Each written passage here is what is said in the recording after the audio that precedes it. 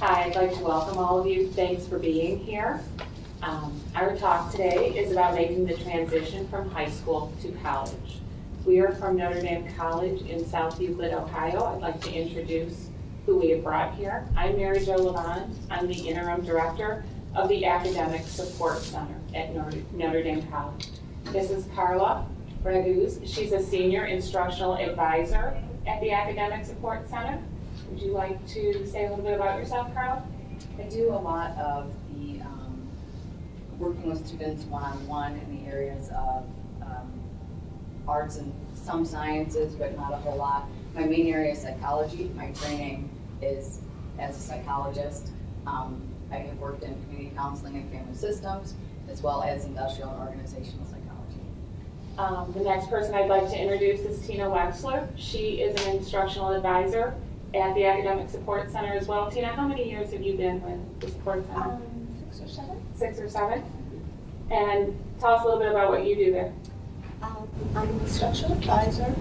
I work with students in the humanities area, a lot of communications, a lot of English, a lot of philosophy, business law. My background prior to coming to Notre Dame was, I have a law background. I was a lawyer for 25 years. And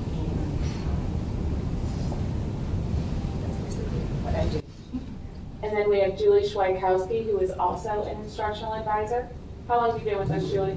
I think I've been here as long, like 8 years or so, a little over 8 years.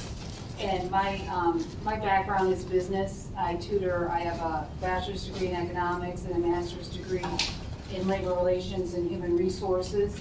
So a lot of our students who take all the HR classes, labor law, or labor relations, I'll help them, as well as economics and marketing management and some corporate finance. So I'm an instructional advisor as well. And then we have Carol Sisson, who has been with us the longest. And Carol, what do you do at the Academic Support Center? I'm Carol Sisson, and I'm a senior instructional advisor. I've been at Notre Dame in the ASC for almost 13 years. Primarily what I do is weekly meetings with the students. Each one of our students comes in once a week to meet with me or someone like me, and we go over each one of their classes, what assignments they're working on in their classes, make sure they're staying up to date on everything, make sure they're coming in for our one-on-one tutoring sessions with our tutors. I also work with them to plan out their schedule for the time that they're at Notre Dame. They definitely have an academic advisor, but I also help them with advising the classes. On average, our students finish Notre Dame College in 4.5 years. Some students take a little bit longer, so I just make sure that their schedule that they've plotted out for the semesters that they're there is something that's manageable to them, not only in the amount of work, but also I'm real familiar with the different classes and the amount of coursework involved in each class. So I just make sure that our students have a schedule that works for their individual situation. Thanks, ladies. So as you can see, one of the stellar pieces of our support center is we work with the students individually, one-on-one, in a lot of the areas that they would typically be working on their own if they were going to college without our support. So today's message, we hope, brings you some hope, encouragement, excitement, and enlightenment.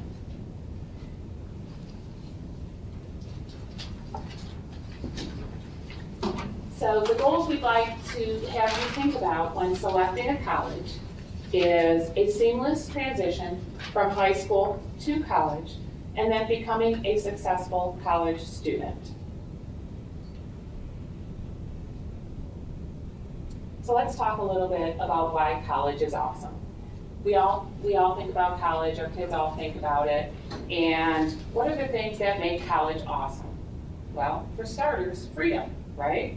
This will probably be the first time that your child or your student will be living away from home for an extended period of time.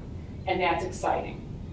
And they may be living in a very different environment than what they're used to. If they're coming from the suburbs, maybe they pick an urban college. So that could be a very different living environment, and that can be exciting. They'll get to decide what to eat, when to eat. They'll be taking care of their own room. They'll be meeting new people. These people can be coming from anywhere, all over the world. They will be managing their own money, and they will be deciding when to study and when not to study, and when to have fun and who to have fun with. Well, those same reasons also make school challenging, especially for students with learning disabilities. Freedom, right? Leaving home is hard, we all know that. We know that not having your support system with you every day, coming home and having someone say to you, maybe it's time to study. Have you eaten today? What about who are you going out with tonight? How late are you going to stay out? So that becomes a challenge, most especially for students with learning disabilities.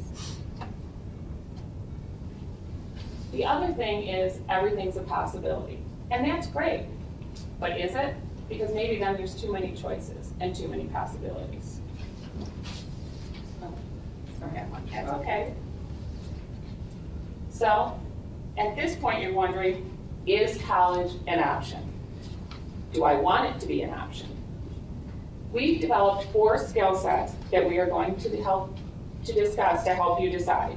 Under each skill set is a set of benchmarks.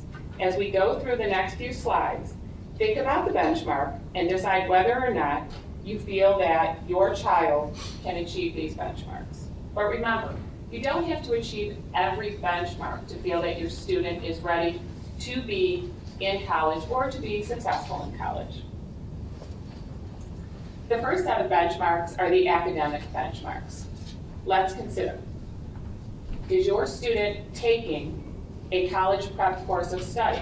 And if so, are they going to be able to successfully complete it to be ready for college level work?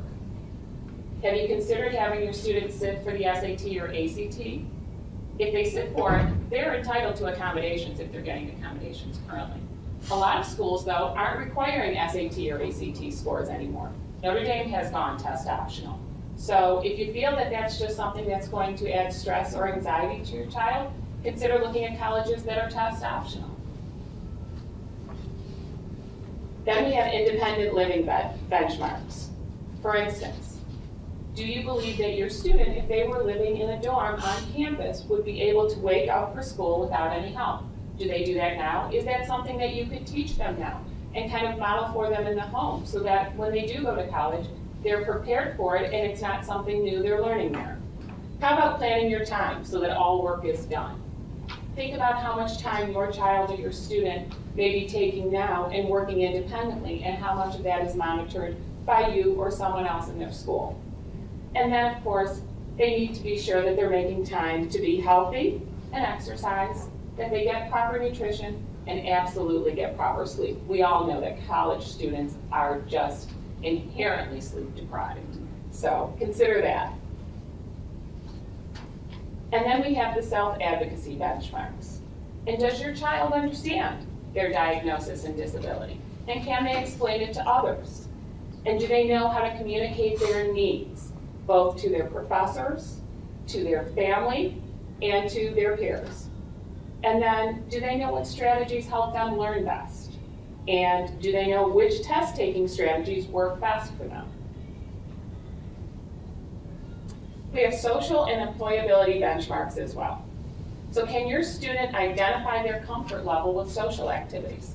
Are they comfortable saying no when they have a test tomorrow night and not going out at midnight? Are they comfortable saying, I'm not comfortable with this situation? Or are they even comfortable saying, hi, my name's Mary Jo. Who are you? Can they share space with other people in a way that shows respect? Can they participate in conversations with peers and professors? And can they arrive to classes and appointments on time and prepared? So those are all benchmarks that you want to think about when you're considering whether or not college is right for your child or student.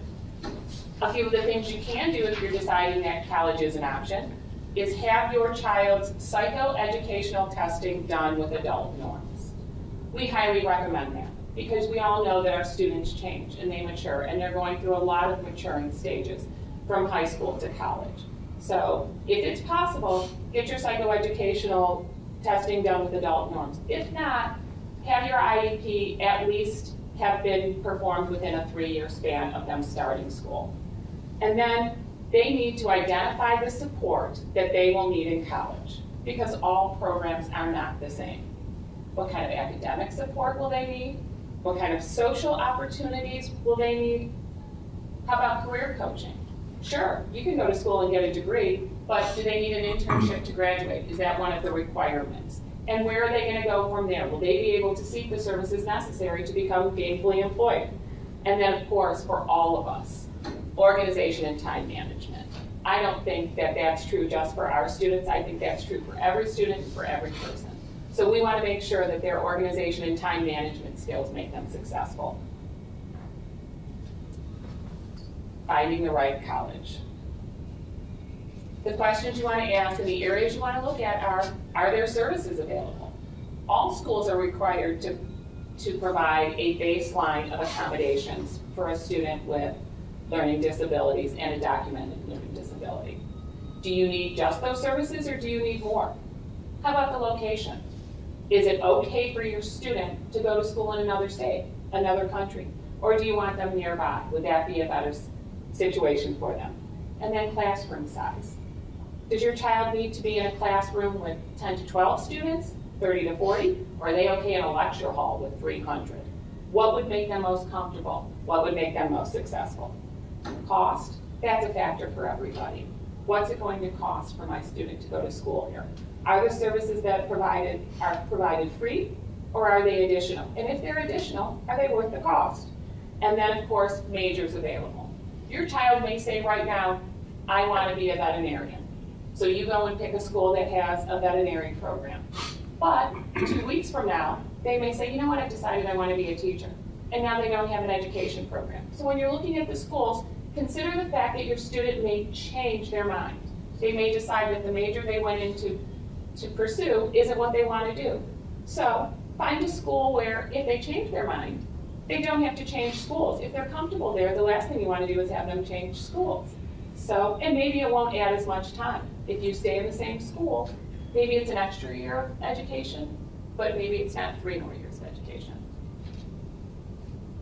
So the first steps in looking for a college. Look for a college with a supportive program. Ask your high school guidance counselors. They know your student, hopefully they know you, and they have a lot of resources at their fingertips about where students with learning disabilities can be successful. Ask friends and relatives, especially right within the community. And of course, research online. Visit the college, spend time on campus. That means more than just going for a campus visit where they take you around. Go for a campus visit, spend an extra hour there. Walk around to the cafe, go in the library. Talk to the students on campus. Don't be afraid to ask any question. That's the only way you will know about it. When we were taking our kids for college visits, my husband would call it the MTV college tour. We'd go and we'd do the whole tour and we'd sit down and listen. Then he'd take the kids to the bookstore. Then he'd take them to the gymnasium. We might go on the football field, but it gave the kids a feel for what the real life of a campus was. It wasn't just what the college wanted us to know, but it was what we knew our students would be involved in every day. So think about that. And then, of course, for your students, visit the support center. That is primary. Come see where your student's going to be most of the time.